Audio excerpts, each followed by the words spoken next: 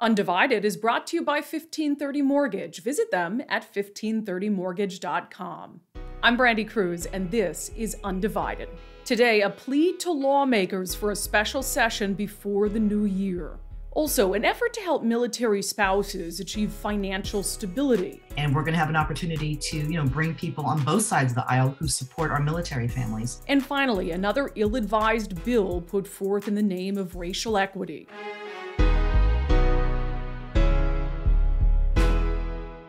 Welcome to Undivided. Thanks for joining us. Merry Christmas to all of you. I hope you had a wonderful holiday with family and friends as we took down to the new year. And here's to hoping that 2022 is better than 2021 or 2020. If you haven't been following the saga of Washington's long-term care tax, I'm going to give you the Cliff Notes version. And even if you don't live in Washington state, pay close attention because West Coast policies have a habit of traveling. The long-term care tax was passed in 2019 to create a fund meant to help the elderly pay for care. Essentially, it's the government forcing you to save money, except in this case, you're also saving money for everyone else, and you might never actually get any of it yourself. The tax will take 58 cents out of your paycheck for every $100 you make starting January 1st. Then, if you qualify, it'll pay out up to $36,500 to help with the cost of care when you're older. Unless, of course, you decide to retire out of state. If that's the case, you're out of luck. Oh, and if you live in Idaho or Oregon, for example, but you work in Washington state, well, you're going to have to pay the tax, but you will never benefit from it. And if you're close to retirement, well, you're going to have to pay the tax, but you won't pay it long enough to become fully vested in it, and thus you won't benefit from it. Those are just a few of the many problems with the tax that Democrats finally acknowledged just a month before it's scheduled to take effect. And even Governor Jay Inslee, who signed the tax into law gleefully, I am happy to sign the first long-term care bill in the United States, has also recently decided to acknowledge that the tax as passed kind of sucks. I am sensitive and empathetic to the need some changes in this bill. Enter confusion and chaos. As the clock ticks down to 2022, Democrats are now scrambling to fix something that was broken from the start. Governor Inslee used his executive power on December 17th to pause the state's collection of the long-term care tax so lawmakers can make much-needed changes in the upcoming session, which starts January 10th. So all good, right? Well, no. Just because the state has paused collection of the tax, the law is still in place, meaning employers are obligated to start taking that money out of people's paychecks starting on January 1st and then just hold on to it, I guess, to see what happens. That has understandably created some confusion. Confusion the governor blames on the press, tweeting, "There is some inaccurate reporting and misinformation about the legislature's long-term care bill, which under the law requires employers to withhold money from employee wages. Only the legislature has the authority to eliminate that requirement." Ah, yes, because it's the media's job to make nonsense make sense, but I guess I'll give it my best shot. Employers are now the ones required to make a decision. Do they withhold money from people's paychecks starting January 1st, even knowing that the tax could eventually be delayed or even repealed altogether? Or do they hold off and then potentially be on the hook for all that money down the road? Not a very fair position to be put in, but there is a solution. Lawmakers can call a brief, remote special session and vote to pause the tax. There are 5 days left to do it. Is that how they want to spend their holidays? Probably not, but this is their mess, and the least they could do is spend a couple days cleaning it up. Unless they would rather put the burden of their blunder on businesses. I guess we'll find out. Finding stable employment can be a challenge for military spouses. This is a result of how frequently military families sometimes move around. It's a problem that Congresswoman Marilyn Strickland, a Democrat of Washington's 10th district, is trying to find a solution to. She has introduced a bill that would make it easier for military spouses to win government contracts. She and I spoke about her proposal and about some of the other happenings recently in our nation's capital. First of all, thanks for having me here, Brandy. So I introduced the Military Entrepreneur Spouse Act because, people sometimes forget that when military families move around from place to place, it's hard for their spouses to find jobs. And I remind folks too that spouses can be men or they can be women, right? And so we just want to find a way to help spouses who are entrepreneurs get access to federal contracting, because we're making these massive investments in infrastructure and so much. And so this is a pilot program that's going to have a set aside that will allow military spouses who are contractors and business owners to get access to these contracts. Does it set a certain threshold or percentage for the number of contracts that should go to them? Does it give them preference points?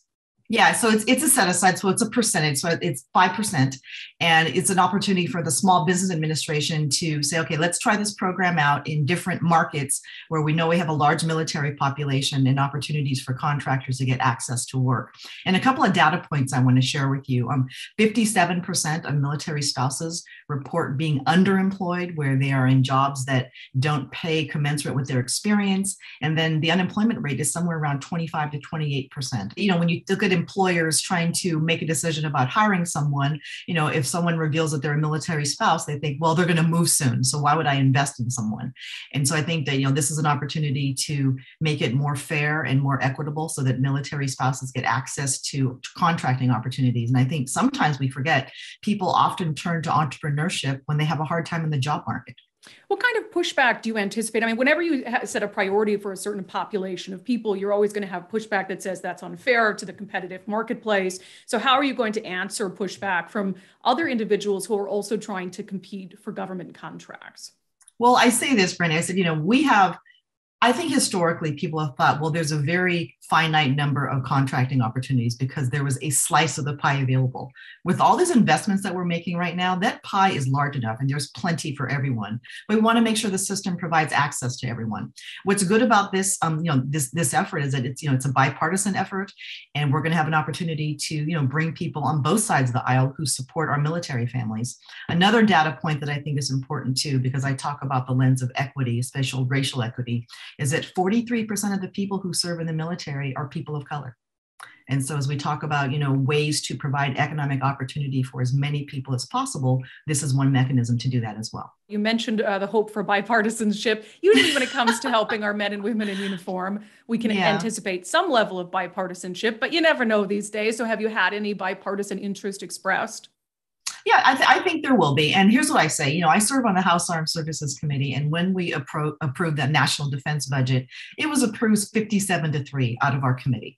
And so I think that is, indicative of the fact that regardless of where you live in the country, if you have a military base in your community, you want to do what you can to support those families. And so I would say that, military affairs and transportation infrastructure are two of the places in Congress where you can actually get bipartisan support for things to move forward in what often feels like a very fractured and divided place. Definitely. Build Back Better Act. What happened, ma'am? Well, I think what happened is that, this is a very delicate negotiation that we have in the Senate. As you know, the House did pass a version, and we fully expected the Senate to massage it and to probably revise it a bit or refine it. And so, even though there was a very public drama that took place last weekend, in the press, I do believe that President Biden and the folks who are working on this in the Senate are going to go back to the table and really ask the question, what's it going to take for us to pass something? And, as I look at the components of that bill, Brandy, there are many parts of it that as standalone bills would be spectacular. There's the paid family leave.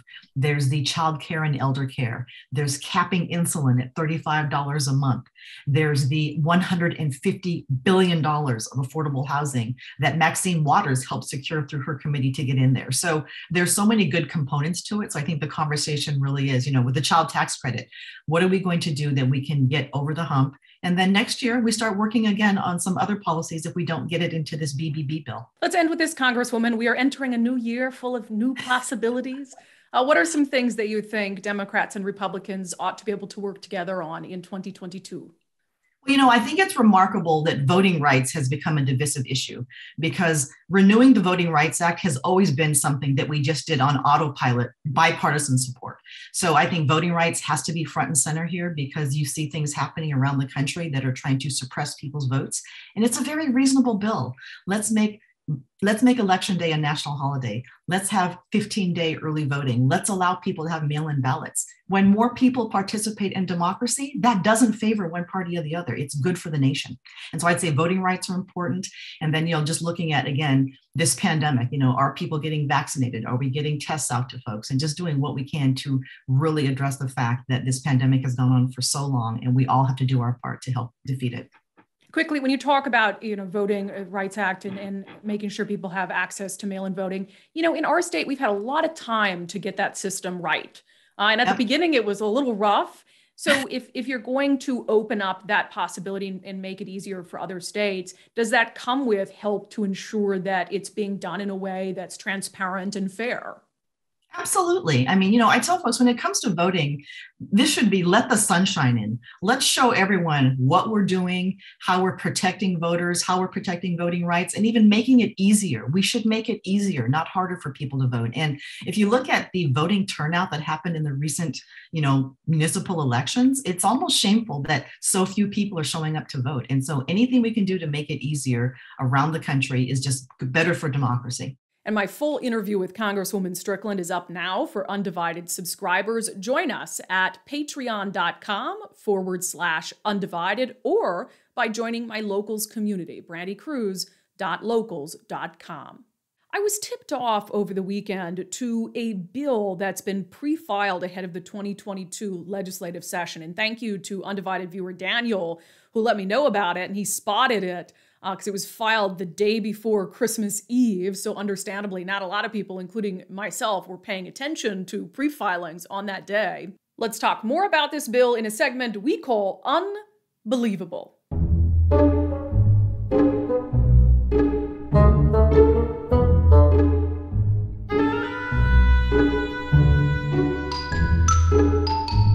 At a time of rising crime and low police staffing, when even some Democratic mayors are sounding the alarm about a rise in shootings, two Democratic lawmakers are foreshadowing what kind of legislation they plan to prioritize in the new year. Enter House Bill 1692, an act relating to promoting racial equity in the criminal legal system by eliminating drive-by shooting as a basis for elevating murder in the first degree to aggravated murder in the first degree. So the bill would ease penalties for those who kill someone in a drive-by shooting, all in the name of racial equity. More on that later, but first, a brief legal explainer. The difference between first-degree murder and aggravated first-degree murder is simple. Aggravated murder in the first degree has an automatic sentence of life in prison. It is considered aggravated because it involves one of 19 aggravating factors as defined by law. For example, the victim was a police officer. It was a murder for hire. The murder was committed to conceal a crime. The murder was committed as part of a rape, robbery, or arson. The suspect had a history of domestic violence against the victim. Or the murder was a drive-by shooting. So House Bill 1692 would remove drive-by shootings from the list of aggravating factors, arguing that it's in the interest of racial equity to do so. The sponsors are these two Democratic representatives, Tara Simmons, who made history as the first formerly incarcerated person to serve in the State House, and David Hackney, who represents the district that includes South Seattle, Tukwila, Renton, and Kent, areas where there are a lot of drive-by shootings. Also, an area where mayors have come together in the past month to demand more accountability on gun crimes, not less. Now, key to this debate will be why drive-by shootings are considered an aggravated factor, so much so that they warrant someone spending their life in prison. Proponents of the legislation will argue that because of the color of the skin of people committing drive-by shootings, putting them in prison for life is racist. But I would ask them to think not of the suspects, but of the victims. Drive-by shootings are considered so severe because of the blatant disregard for human life that you have to commit them. And there is no shortage of headlines about innocent victims. A 1-year-old in Kent, Malijah Grant, shot dead in the backseat of her parents' car. 51-year-old Gabriela Reyes Dominguez, who was working at her desk in a chiropractic office in Burien when a bullet shattered the window. You want to talk about racial equity? What about them? You drive by a house and squeeze off 10 rounds, every single one of those bullets has the potential to take a life, and those bullets don't care about the color of a person's skin. If you want to do something productive with your power, do something to stop these shootings from happening in the first place. Do something to keep kids out of gangs. Do something to get the drugs off our streets. And one more thing. If this bill passes, I don't ever want to hear Democrats in Olympia complain about guns, all the while pushing leniency on those who use them to kill. Because if Democrats truly care about gun violence, they sure as hell have a sad way of showing it. Thank you for watching Undivided. If you haven't become a subscriber already, please do so. Patreon.com/undivided or brandycruz.locals.com. Undivided is brought to you by 1530 Mortgage. Visit them at 1530mortgage.com.